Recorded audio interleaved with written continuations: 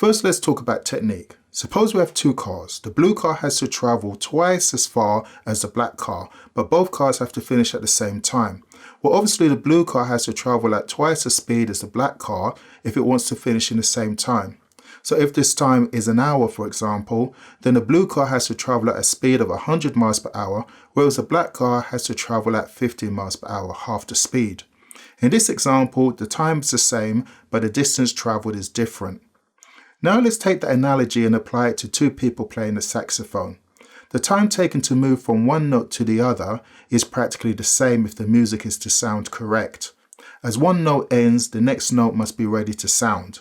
The main difference is the distance that the fingers have to travel.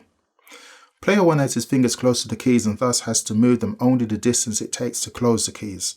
Player 2 allows his fingers to move off the keys, so has a further distance to move his fingers. This means that in order to play the same piece of music, Player 2 has to move his fingers faster than Player 1. This can be twice as fast if his fingers have to move twice the distance. So the question is, why would you want to be in a position where you have to move your fingers faster than they need to in order to play a fast piece of music? You will be giving yourself more work to do than someone who has a better technique. So to recap, if you have two sax players, one has a technique whereby their fingers move off the keys. The other one has a technique whereby their fingers are virtually glued to the keys. Then if both these sax players play the exact same piece of music at the exact same tempo, then the person whose fingers move off the keys will have to move their fingers faster than the person who plays with their fingers glued to the keys. Therefore, it's a good idea to develop this technique whereby you play the saxophone with your fingers glued to the keys. Now, this might not be possible with all the keys, especially if you're playing the palm keys. You may have difficulty playing the palm keys and have your tips of your fingers still on the rest of the keys, especially if you have bigger hands. In the real world, there are lots of sax players who play fast and their fingers move all over the place, but I think it's a matter of how fast you really want to play. I think there may come a point where your technique will determine how fast you can actually play. Another thing that we need to bear in mind is how much pressure do you actually apply to the keys to keep them closed. Now, you can keep the keys closed with a light pressure or by applying more pressure. The more pressure you apply, the more tension there is in your fingers. The more tension in your fingers, it's the more slower your fingers will react to release these keys. So the best way is to keep the keys down with a light pressure, which in turn will make it quicker for you to release these keys.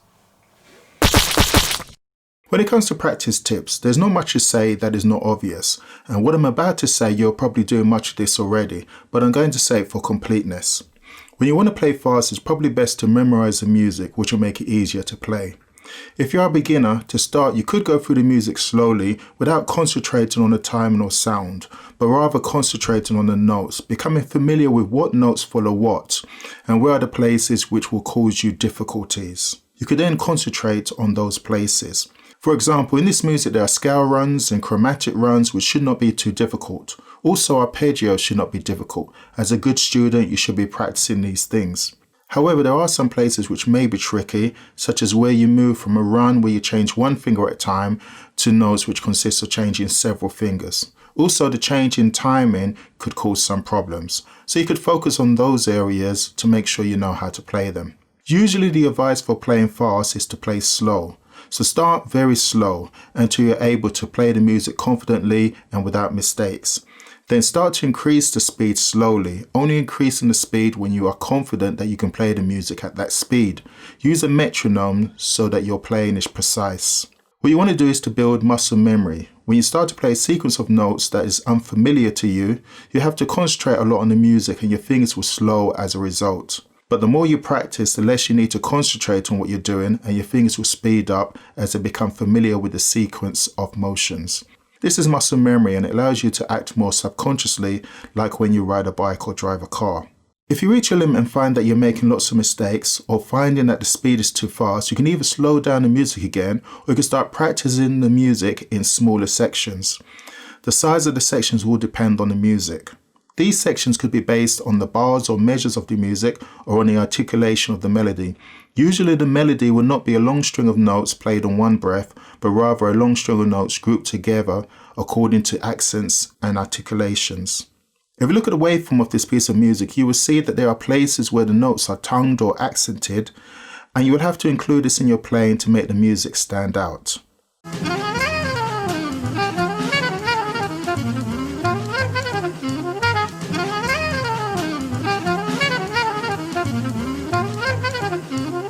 This is my attempt of adding articulation to this music, which is something that you will have to learn to do since most transcriptions do not include the articulation.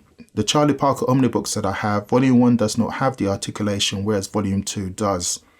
What makes Charlie Parker's music great is not just the melody, but the articulation, what notes he accents. Learning these sections on this music could mean that you play this section over and over again, with or without rest. Because it is a small section that is repeated, it would be easier to play at a higher speed. I've also included the first note or the next grouping of notes so that you're always conscious of the beat and it will be easier when joining sections together. Once you can play that, then you can play the next section over and over again. Then you can play them together and continue like this throughout the song.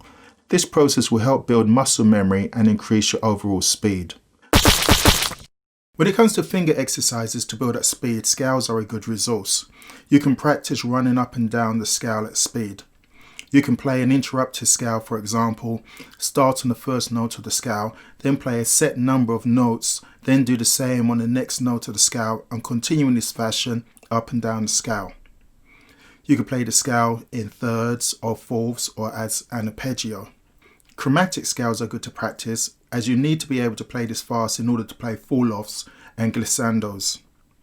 Obviously you can find all these exercises in a good book on scales.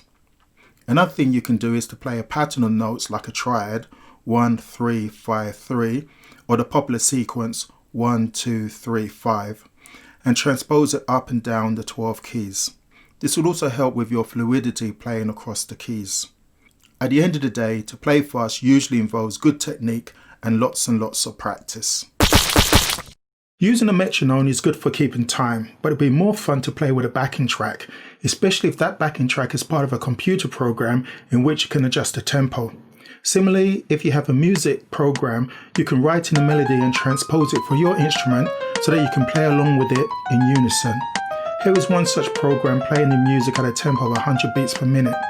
You could then just concentrate on small sections and get the program to play over and over again. This way you could focus on the sections that are causing you difficulties, as well as focusing on the rhythm and your hand coordination. So music software can be more useful than just using a metronome.